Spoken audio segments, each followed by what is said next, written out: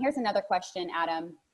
Currently, I go to the general notes on the USITC.gov site to find Article 4.2 Rules of Origin. After July 1st, will this website be updated to the USMCA rules, or where do I find that information? In theory, absolutely. But we don't control the government's web presence. So, I hope that they get this updated.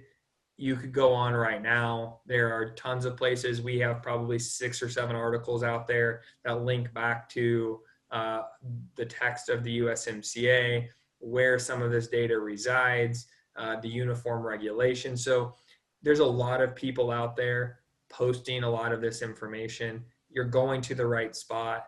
I just know that when changes happen like this, usually the timing of some of these things don't happen in concert with what we would want to see as the importing and exporting public.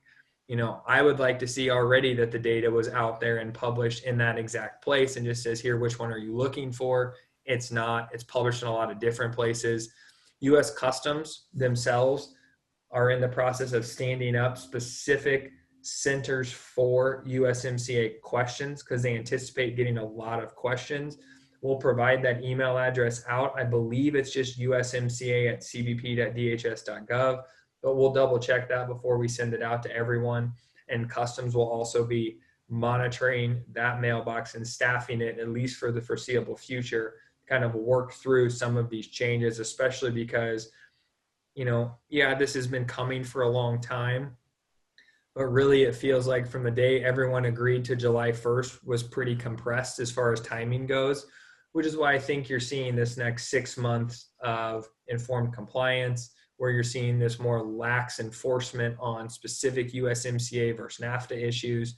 So there is some stuff that you're going to see over the next 6 months, kind of still needs to work through the bugs and work through the process.